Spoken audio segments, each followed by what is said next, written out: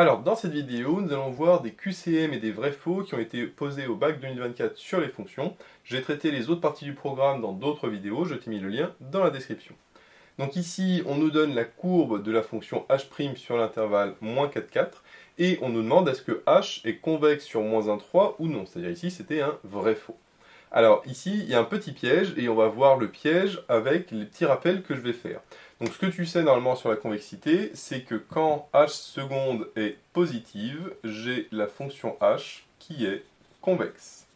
A l'inverse, quand la fonction h seconde est négative, j'ai la fonction h qui est concave. Mais maintenant, je vais faire des petits rappels sur les tableaux de variation. Donc ce qu'on sait sur les tableaux de variation, c'est que quand h' est positive, j'ai h qui est croissante, alors que quand h' est négative, j'ai h qui est décroissante. Ça, c'est généralement quand on fait des tableaux de variation. Sauf que là, je vois que j'ai un h seconde et un h, alors que là, j'ai un h' et h. C'est-à-dire que là, il me manque le h seconde. Donc ce que je vais faire, c'est que je vais remplacer h par h seconde. Donc par h', pardon. Donc si je remplace h par h', donc ici h', ça fait h seconde, et là, le h devient h'. Donc là, ce que je fais, c'est que je remplace le h par h', donc le h' devient h seconde, et le h devient h'. Et là, ce qu'on voit, c'est que quand h seconde est positive, donc ce qui est bien le cas ici, j'ai h qui est convexe et h' qui est croissante. Alors que quand h seconde est négative, c'est-à-dire quand h est concave, eh bien j'ai h' qui est décroissante. Donc là, on voit le lien entre h seconde qui est positive, h qui est convexe et h' qui est croissante. Et à l'inverse, quand h seconde est négative, h est concave et à ce moment-là, h' est décroissante. Donc là, ce qu'il faut regarder dans la convexité, ce sont les variations de h', et non pas le signe de h'. Parce qu'on voit que la ligne de h', ce sont les variations qu'il y a. Donc, si h est convexe sur moins 1, 3, donc si h est convexe, ça veut dire que h' est croissante sur moins 1, 3. Est-ce que h' est croissante sur moins 1, 3 ? Ben non, parce que sur moins 1, 3, on voit que h' est croissante, puis décroissante. Donc, h', elle est croissante sur moins 1, 1, par contre, donc h à ce moment-là est convexe sur moins 1, 1. Par contre, elle est h' est décroissante sur 1, 3, donc à ce moment-là, h est concave sur l'intervalle 1, 3. Donc là, la réponse à la question était faux, puisque je n'ai pas du tout ce que je recherche. Alors le petit piège va venir du fait que si j'avais pas h, mais h seconde, imaginons, et bien à ce moment-là, par contre, ça aurait été faux, puisque h seconde sur l'intervalle moins 1, 3, à ce moment-là, elle aurait bien été positive, et donc h aurait bien été convexe. Donc là, si j'avais h seconde et non pas h', ça marchait. Et si j'avais h tout court, et ben ça marchait aussi, puisque je rappelle qu'une fonction convexe, c'est plutôt comme ça, alors qu'une fonction concave, c'est plutôt comme ça. Donc là, pour le coup, sur moins 1, 3, on voit que si jamais c'était la fonction h, j'aurais la fonction h qui serait concave et non pas convexe. Donc là, du coup, la réponse aurait été aussi faux, puisque la courbe aurait été dans l'autre sens, mais on aurait très bien pu avoir un piège et avoir une courbe qui ressemblait plutôt à ça, et à ce moment-là, une fonction qui était convexe. Mais encore une fois, ça aurait été vrai si jamais j'avais eu la fonction h et non pas la fonction h'. Alors, dans la deuxième question, on va voir quelque chose de classique sur les équations différentielles qui est lié aux fonctions. On nous définit pour tout x appartenant à R plus étoile la fonction f de x qui est égale à x ln de x. Et encore une fois, c'est un vrai faux. On nous demande est-ce que f est solution de l'équation xy' moins y qui est égale à x. Donc c'est bien une équation différentielle puisque j'ai y et y', donc j'ai une fonction et sa dérivée. Et quand on nous demande est-ce qu'une fonction est solution d'une équation différentielle ou pas, eh bien, il suffit de calculer le membre de gauche et de regarder est-ce qu'on arrive au membre de droite. Donc je vais calculer xy' moins y en remplaçant y par f, parce qu'on me demande est-ce que f est solution. Donc je vais calculer x f' moins f, et à ce moment-là, si c'est égal à x, eh bien f est solution. Par contre, si c'est pas égal à x, à ce moment-là, f n'est pas solution de l'équation différentielle. Donc avant de calculer x f' moins f, je vais d'abord calculer f' tout court pour voir un petit peu ce que j'obtiens. Alors ici f est dérivable sur R plus étoile puisque c'est un produit de fonctions dérivables sur R plus étoile, hein, c'est les fonctions de référence, x et ln de x.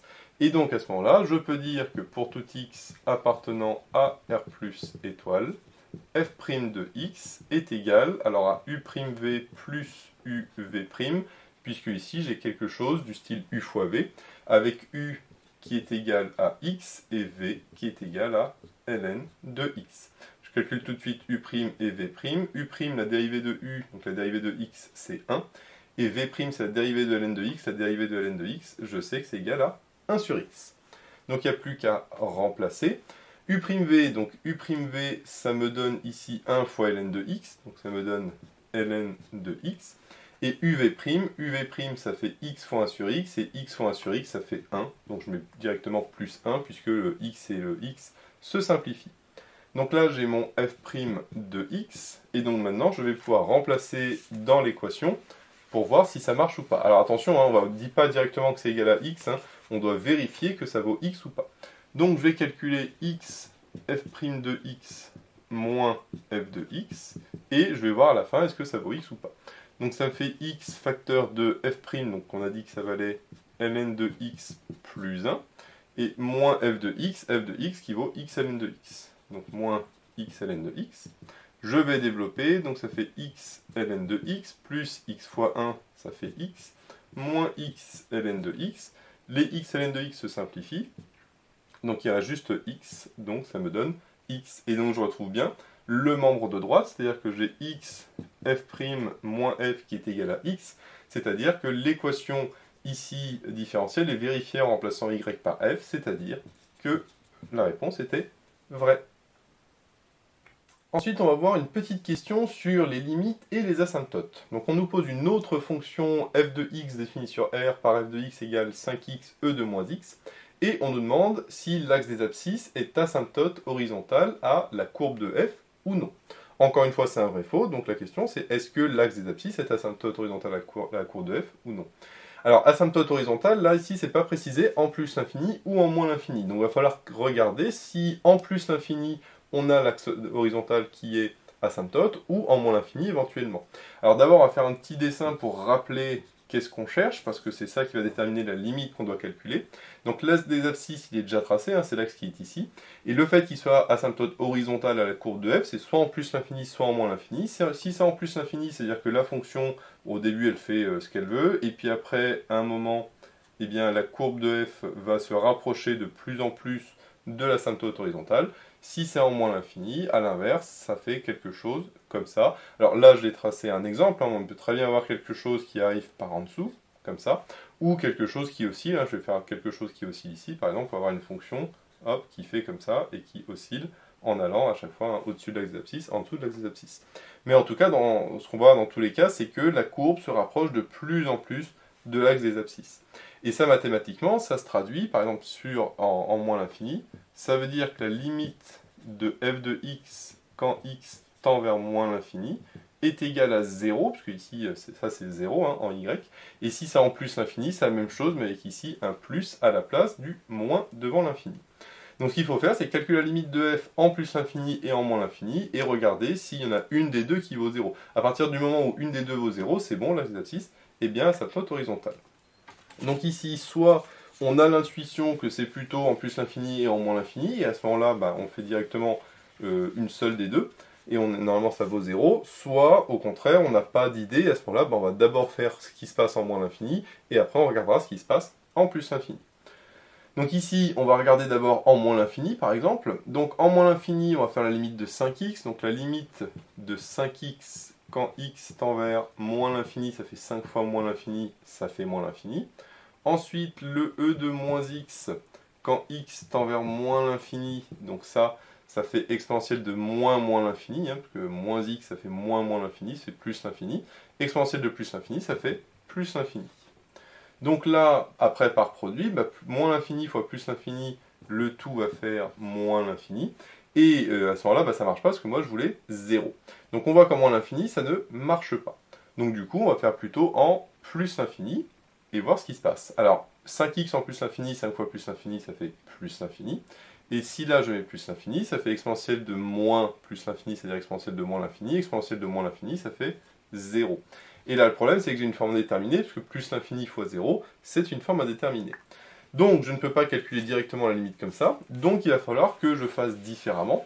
Et ici, la méthode, ça va être de faire par croissance comparée, parce qu'on sait que quand on a de l'exponentielle avec un polynôme comme ici, et une forme indéterminée, très souvent, c'est la croissance comparée, puisqu'on sait que l'exponentielle l'emporte sur les polynômes. Alors, ce qu'il faut normalement, hein, quand on a une croissance comparée, c'est que ce qui doit être devant l'exponentielle doit être la même chose que ce qu'il y a dans l'exponentielle. C'est-à-dire qu'ici, j'ai e de moins x, donc devant, il me faudrait un moins x. Alors, j'ai pas de moins x, mais c'est pas grave, je peux le faire apparaître. Et le 5, je vais le mettre de côté, hein, tranquillement. Donc ici, on va dire que f de x est égal à moins 5 facteur de moins x, e de moins x. Là, j'ai le droit, puisque moins et moins, ça fait plus, donc ça s'annule, et donc je retrouve bien 5x, e de moins x. Et ça, c'est la petite astuce pour pouvoir faire apparaître ici le moins x devant l'exponentielle, c'est-à-dire la même chose que ce qui est dans l'exponentielle. Maintenant, le moins 5, lui, c'est une constante, donc je le ferai à la fin. Et là, on va rédiger ça proprement pour la croissance comparée, en disant que la limite de moins x quand x tend vers plus l'infini est égale à moins l'infini, hein, je fais moins plus l'infini, et la limite de grand x, e de grand x, quand grand x tend vers moins l'infini, parce que ici le grand x ça va être le moins x, hein, je fais un changement de variable en posant grand x égale moins x, et donc là, par croissance comparée, je sais que, normalement c'est une forme déterminée, hein, moins l'infini fois exponentielle de moins l'infini, c'est-à-dire moins l'infini fois 0, comme un petit peu comme au-dessus, sauf que là, je sais que l'exponentielle l'emporte, et l'exponentielle tend vers 0, donc le tout fait 0. Et là, je veux préciser un par croissance comparée, donc je mets par cc pour dire par croissance comparée. Et donc maintenant, par composition, je sais que la limite quand x petit x tend vers plus l'infini, de ça en remplaçant grand x par moins x, c'est-à-dire moins x e de moins x, est égal à la limite qui est là, c'est-à-dire est égal à 0. Donc là, ça veut dire que la parenthèse tend vers 0. Avec le moins 5, bah, ça fera moins 5 fois 0, ça restera 0. Et donc j'en déduis que la limite de f de x en plus l'infini est égale à 0. Et donc ça, on a vu que ça traduisait le fait que la courbe, enfin l'axe des abscisses pour le coup, est asymptote horizontale à la courbe de f, et on pourra préciser en plus l'infini. Et enfin, pour terminer, un petit QCM sur les intégrales.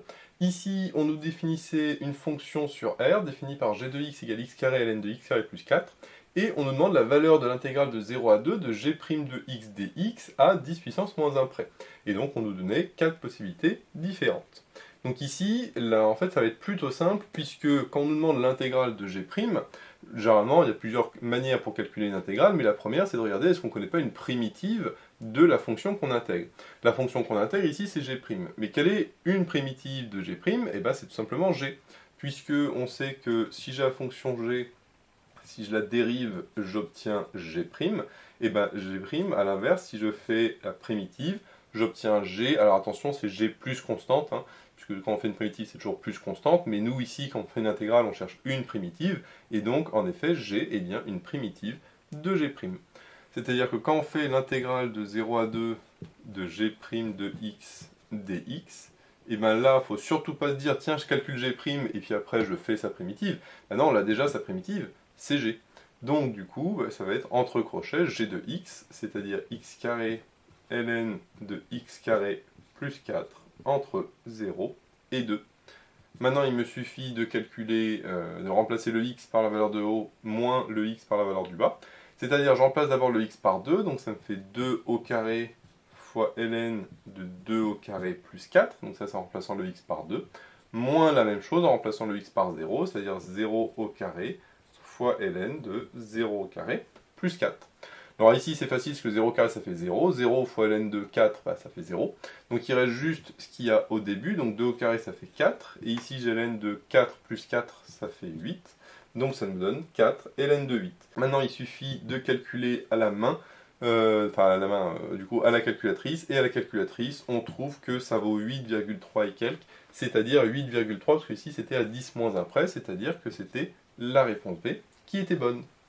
Donc voilà, j'espère que tu as aimé cette vidéo, si c'est le cas n'hésite pas à liker et à t'abonner, et moi je te dis à bientôt pour de nouvelles vidéos.